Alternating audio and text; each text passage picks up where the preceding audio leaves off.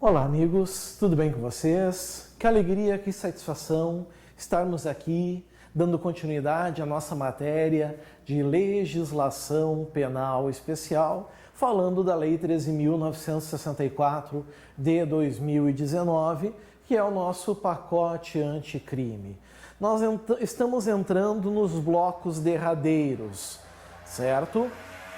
Eu não posso dizer que não vai ter novidade ainda no pacote anticrime de institutos criados pelo pacote, mas nós ainda vamos ter algumas modificações nas legislações já existentes. O exemplo está aqui, o artigo 11, ele altera a Lei 11.671 de 2008. Alguém deve perguntar o que é essa lei? O que é a Lei 11.671 de 2008? Ela regula a questão dos presídios federais. Se eu clicar nela, vai vir aqui, ó. Dispõe sobre a transferência e inclusão de presos em estabelecimentos federais de segurança máxima e dá outras providências.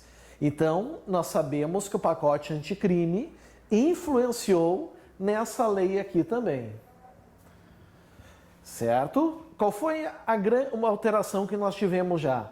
No artigo 2º, que só tinha um caput, era só a cabeça do artigo, foi incluído um parágrafo único. Foi incluído um parágrafo único, que diz que o Juízo Federal de Execução Penal será competente para as ações de natureza penal que tenham por objeto fatos ou incidentes relacionados à execução da pena ou infrações penais ocorridas no estabelecimento penal federal. Por que isso, pessoal? Porque a Lei de Execução Penal, a LEP, Lei 7.210 de 84, ela simplesmente fala em juízo da execução. Então a gente não tinha até alguns anos atrás essa discussão sobre execução penal estadual, execução penal federal. Aos pouquinhos isso foi se amoldando.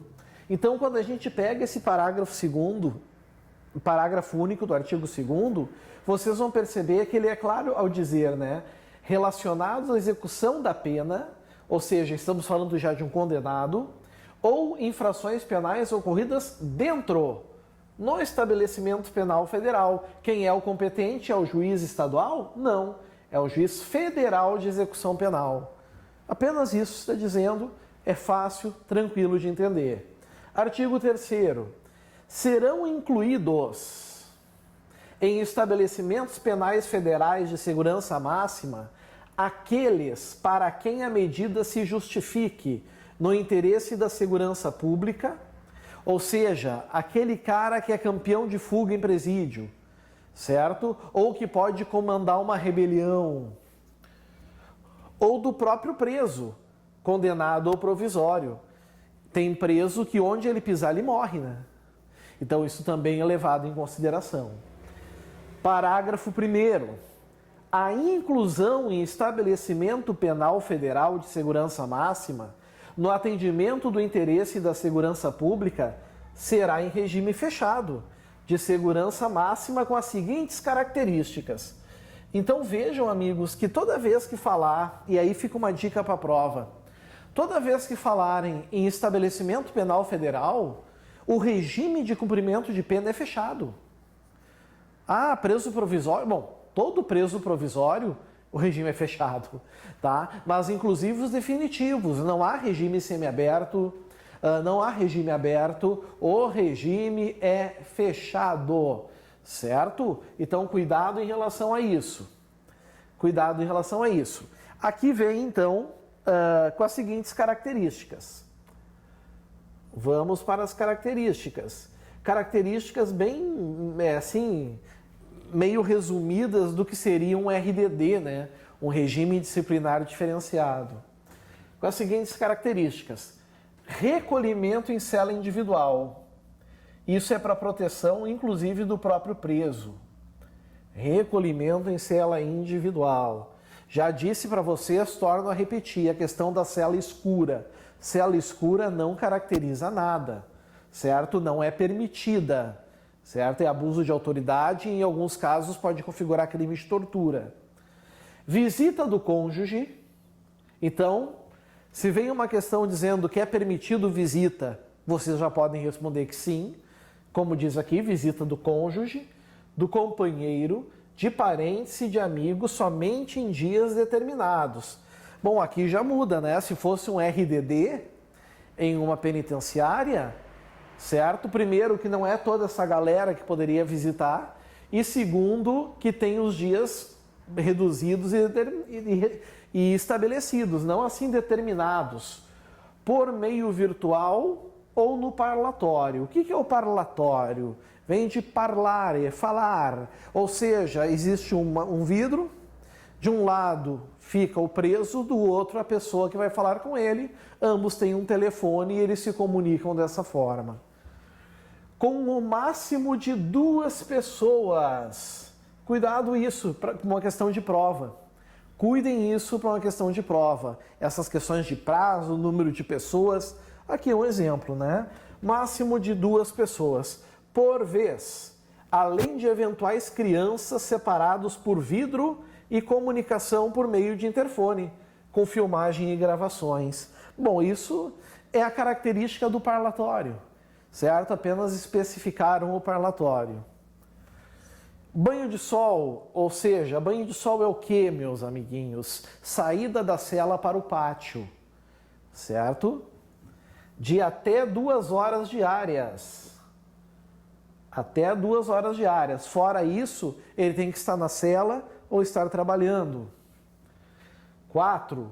Monitoramento de todos os meios de comunicação, inclusive de correspondência escrita.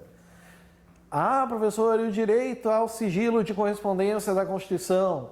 Já falei para vocês, nem toda garantia é absoluta, certo? Nem toda garantia é absoluta. Então, cuidem em relação a isso, certo?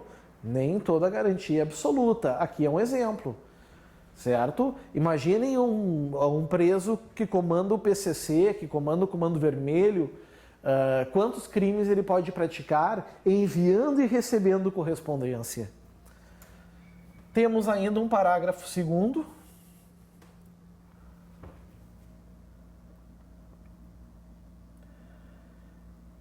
Parágrafo 2º, que estabelece que os estabelecimentos penais federais de segurança máxima, ó a palavrinha mágica ali, como ela gosta de aparecer, né? Olha aqui, ó.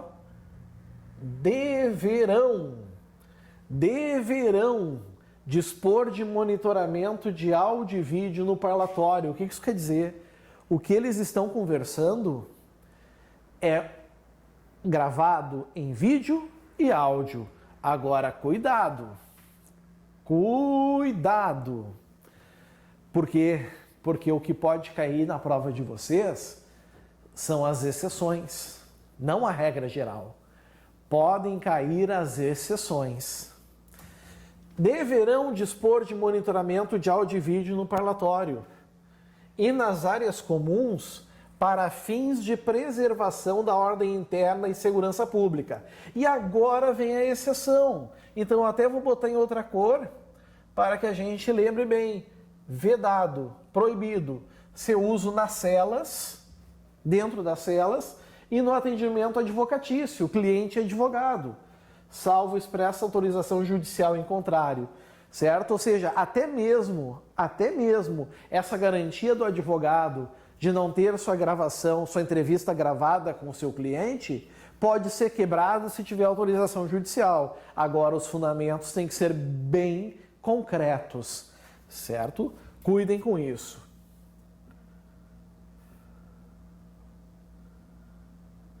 Dando sequência. As gravações das visitas não poderão ser utilizadas como meio de prova de infrações penais pretéritas ao ingresso do preso no estabelecimento. Isso é interessante, né? Por exemplo, a polícia está investigando um latrocínio. O sujeito foi incluído numa penitenciária de segurança máxima federal. Tá? Chega uma gravação onde ele confessa o delito que ocorreu antes, certo, da sua entrada no presídio. Isso é uma prova ilícita, é assim que nós chamamos, tá? Colocamos aqui isso, prova ilícita. Ela não pode ser utilizada naquele processo de investigação do latrocínio. Se ela for incluída naquele processo, ela tem que ser desentranhada, retirada do processo e jogado fora. Ok? Então, cuidado em relação a isso também, que isso é muito importante e é um detalhe que muita gente se perde, tá? Dessa questão do meio de prova. Agora, nada impede que nessas investigações eles descubram provas de um tráfico de drogas que está ocorrendo, de um crime permanente. Nesse caso, a prova é válida? Claro, claro que é. Porque o crime ainda está acontecendo depois do sujeito ter ingressado no sistema, certo? No estabelecimento. Parágrafo 4º. Os diretores dos estabelecimentos penais de segurança máxima ou o diretor do sistema penitenciário federal, são agentes públicos, concordam comigo? Poderão, ou seja, poder administrativo, né, discricionariedade, poderão suspender e restringir o direito de visitas previsto nesses 2 do parágrafo 1º desse artigo por meio de ato fundamentado. Quando eles podem fazer isso? Por exemplo, quando o preso comete falta grave. Existem penalidades, punições. Uma das punições pode ser essa. Está suspenso o direito à visita por 3 meses. O cara vai chiar, não vai gostar, mas o diretor tem esse poder. Certo? Ele vai fundamentar, claro, até porque, né, meus amigos, determinadas infrações têm que submeter ao contraditório. Parágrafo 5º. Configura o crime do artigo 325 do Código Penal a violação no parágrafo 2º desse artigo. Ou seja, tudo que foi gravado em áudio e vídeo fica em sigilo. Se for revelado, ocorre esse crime. Como é que é o nome desse crime? Violação de sigilo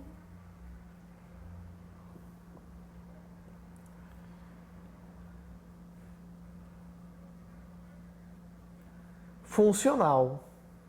Aqui está. Violação de sigilo funcional.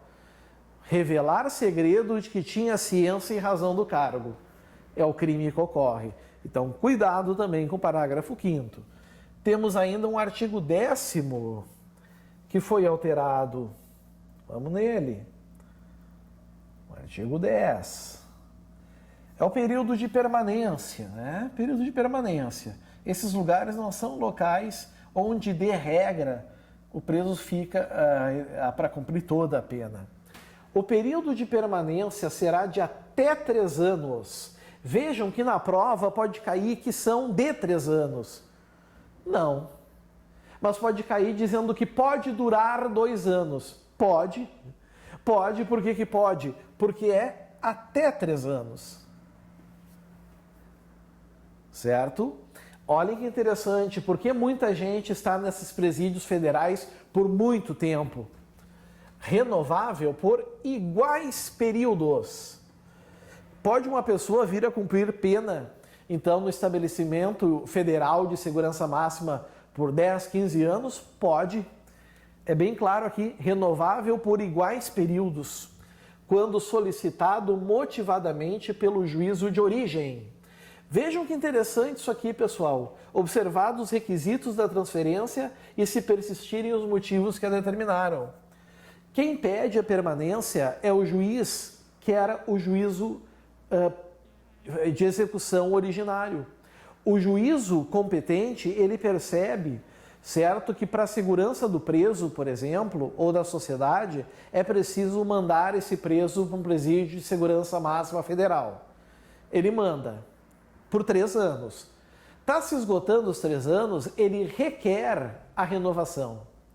Ele faz o requerimento da renovação, certo? Ele pede de novo, faz mais uma vez o pedido. Chegando perto, ele pode pedir de novo. Detalhe, né? Detalhe aqui interessante. A solicitação é do juízo de origem, mas interessante não dizer ali que poderia ser solicitado também pelo Ministério Público, né? Isso é uma coisa que nós vamos ver ainda com o tempo, é uma lei muito nova, mas poderia o MP requerer ao juiz de execução e o juiz de execução requerer, então, o período de permanência. Enfim. O artigo 11, agora nós temos um 11A. As decisões relativas à transferência, ou seja, deslocamento, ou a prorrogação da permanência do preso em estabelecimento penal de segurança máxima, a concessão, a denegação de benefícios prisionais ou a imposição de sanções ao preso federal poderão ser tomadas por órgão colegiado de juízes, na forma das normas de oração interna dos tribunais. Pois é, porque vocês não se deram conta de um detalhe. Aqui a permanência, 3 anos, renovável por iguais períodos, quando solicitado pelo juízo de origem. Mas o juízo de origem vai solicitar para quem? Aqui ficou claro, colegiado de juízes. O COG, o Código de Organização Judiciária de cada estado, é que vai determinar. Se a origem do crime era no Mato Grosso, certo? O Tribunal de Justiça do Estado do Mato Grosso vai, então, designar um órgão para receber essas demandas que estão aqui no artigo 11A. Certo? Cuidado com isso. Artigo 11B. Os estados e o Distrito Federal poderão construir estabelecimentos penais de segurança máxima ou adaptar os já existentes, aos quais será aplicável no que couber o disposto nessa lei. São presídios de alta segurança, mas não são federais, né? Vão ser atribuições do Estado, mas a lei permite através do 11B, como vocês estão vendo aqui. E assim, matamos outra lei que o pacote anticrime alterou. O artigo 12 traz uma outra alteração em outra lei. Essa, amigos, é uma lei um pouco conhecida de quem atua meio na área. A Lei 12.037 de 2009. Aqui está o que ela dispõe. É a Lei de Identificação Criminal. A Constituição Federal diz o quê? Bom, a Constituição Federal diz que o civilmente identificado, quem tem identificação civil, como por exemplo um RG, não está sujeito à identificação criminal, certo? Ele não está sujeito à identificação criminal. Mas tem exceções, e as exceções estão previstas em lei. E que lei é essa? Está aqui. Hoje, atualmente, a identificação, ela se dá além do simples tocar piano, do simples botar os dedos ali nos espaços para determinar qual é a sua identidade criminal. Hoje nós temos meios também mais tecnológicos e essa lei fala sobre isso.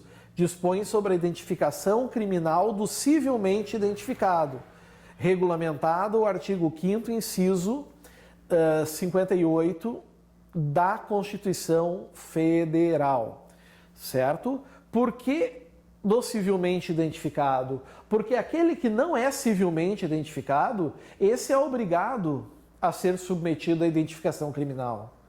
Mas tem casos, como, por exemplo, uma identidade elegível, alguém que já respondeu por falsidade ideológica, por falsa identidade, por falsificação documental. Essas pessoas, mesmo tendo a identidade, elas têm que se submeter à identificação criminal. E é essa lei que regula tal comportamento, certo? O pacote anticrime também altera ela. E o que ela faz? Ela faz, então, amigos, a questão do seguinte: a questão dos bancos genéticos. Nós temos essa novidade dos bancos genéticos. E o artigo 7A fala em casos em que os perfis genéticos serão excluídos. Se fala que os perfis genéticos serão excluídos, isso significa, pessoal, que aquelas pessoas ali que estão respondendo a uma investigação ou a um processo,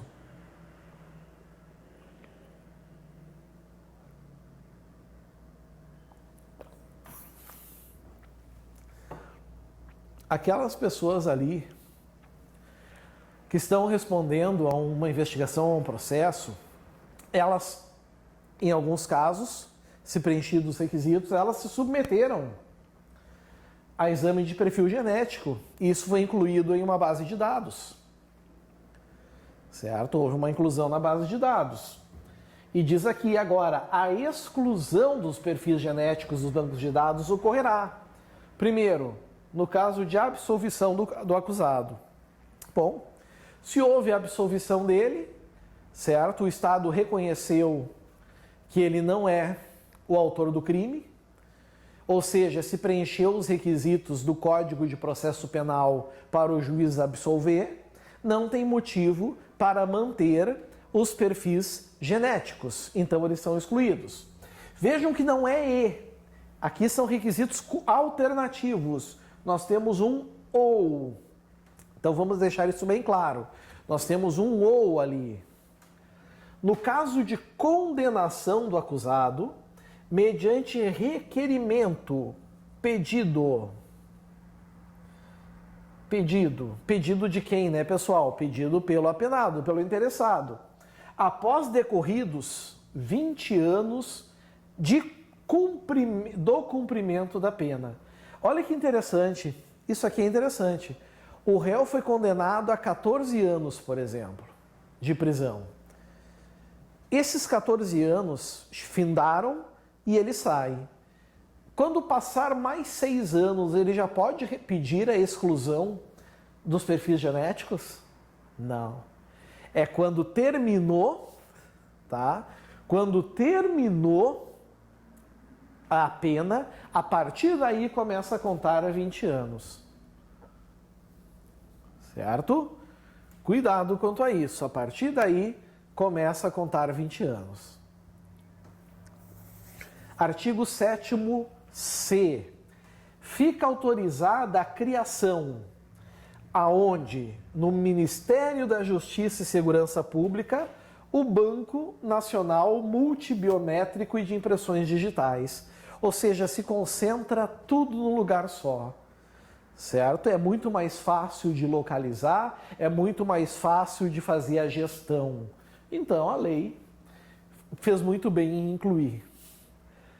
Parágrafo 1º. A formação, gestão e acesso ao banco e de impressões digitais serão regulamentados em ato do Poder Executivo Federal. Aqui está. Certo? Cuidado, então, também com isso. Poder Executivo Federal. Finalidade do banco. Parágrafo 2º.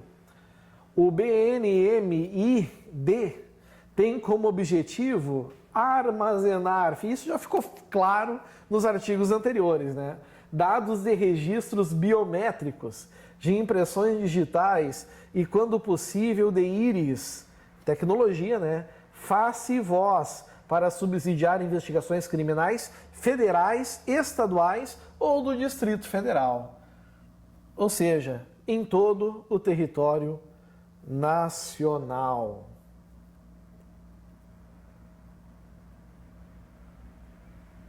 Parágrafo 3º.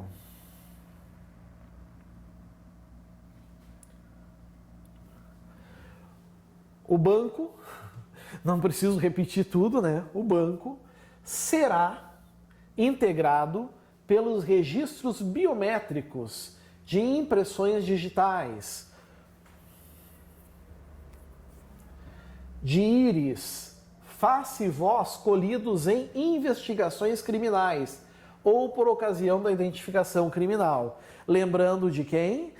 Daquele, né, que não tem identificação civil, ou aquele que tem identificação civil, mas por algum problema dos requisitos na lei de identificação civil, ele deva ser identificado criminalmente, certo? Cuidamos isso também. Parágrafo 4º, ele já começa com a palavra poderão. Então nós temos aqui uma discricionariedade. Começa por aí, certo? Existe aqui uma discricionariedade.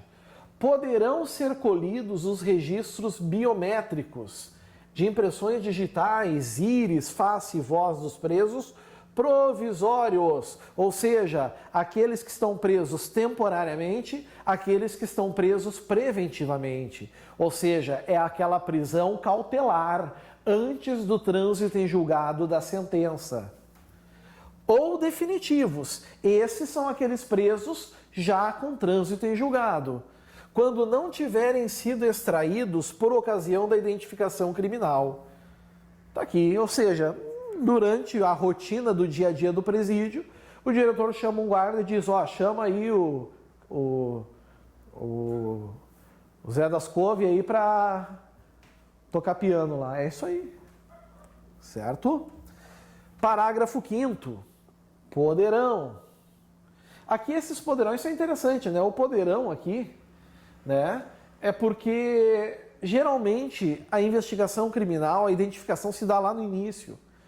Então, se não foi, a lei faculta, por isso que botou poderão. Aqui, poderão integrar o banco ou com ele interoperar, fazer uma interação conjunta, um ato conjunto, os dados de registros constantes em quaisquer bancos de dados geridos por órgãos dos poderes executivo, legislativo e judiciário, das esferas federal, estadual e distrital, inclusive pelo Tribunal Superior Eleitoral e pelos institutos de identificação civil, né? Honestamente, eu acho muito difícil que venha uma questão invocando aos senhores esse parágrafo 5º aqui. Acho pouco provável, mas enfim, é importante a gente cuidar. Parágrafo 6º. No caso de banco de dados de identificação de natureza civil, certo? Ou seja, o sujeito tem o RG e as suas identificações estão guardadas. Administrativa ou eleitoral, que são as extrapenais, podemos botar assim, né?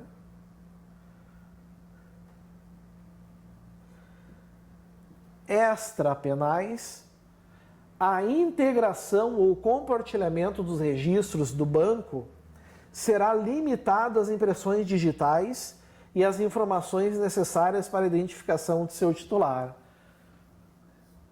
Colheita de material genético, esqueça.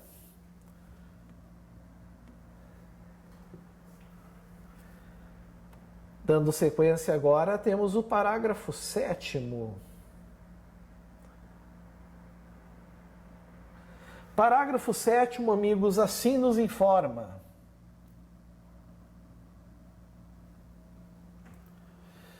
A integração, integrar, fazer parte, ou a interoperação, trabalhar em conjunto, de dados dos registros multibiométricos, constantes de outros bancos de dados, com o Banco Nacional Multibiométrico e de Impressões Digitais, ocorrerá, norma impositiva, por meio de acordo ou convênio com a unidade gestora.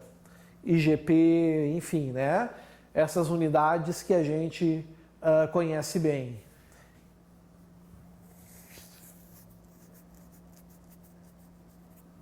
Conhecemos bem. Parágrafo 8º.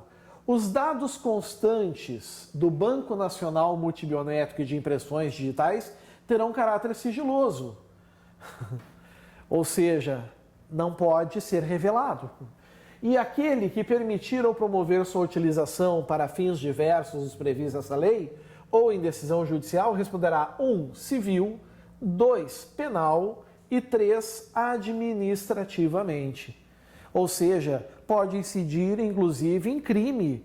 Esse crime pode ser, por exemplo, violação de sigilo funcional. Parágrafo 9º. As informações obtidas a partir da coincidência de registros biométricos relacionados a crimes, aliás, um dos grandes objetivos ao integrar ou interrelacionar é isso, né? Ver a compatibilidade, deverão ser consignadas em laudo pericial, firmado por perito oficial habilitado. Então aqui não pode ter substituições, por exemplo, por 2 peritos não oficiais. Tem que ser perito oficial habilitado. Parágrafo 10. É vedado, é proibido. Todo artigo que tem é vedado ou proibido, os senhores têm que marcar. É vedada a comercialização total ou parcial da base de dados do Banco Nacional. Certo? Bom, claro que vão existir as sanções respectivas a isso, como violação de sigilo funcional. Parágrafo 11. A autoridade policial e o MP poderão requerer ao juiz competente, no caso de inquérito ou ação penal instaurados, o acesso ao Banco Nacional Multibiométrico e de Impressões Digitais. Óbvio, amigos, isso pode interessar as investigações. Isso pode ser relevante para as investigações. Por isso, eles têm esse poder, essa prerrogativa de requerer, mas é claro, o juiz tem o poder e a prerrogativa de negar. Ok? A gente entra numa nova lei agora. Mas para falar dessa nova lei, amigos, nós vamos dar uma relaxada agora. Vamos tomar um cafezinho, dar uma relaxadinha. Daqui uns minutinhos estamos de volta. Aguardo vocês. Valeu. Tchau, tchau.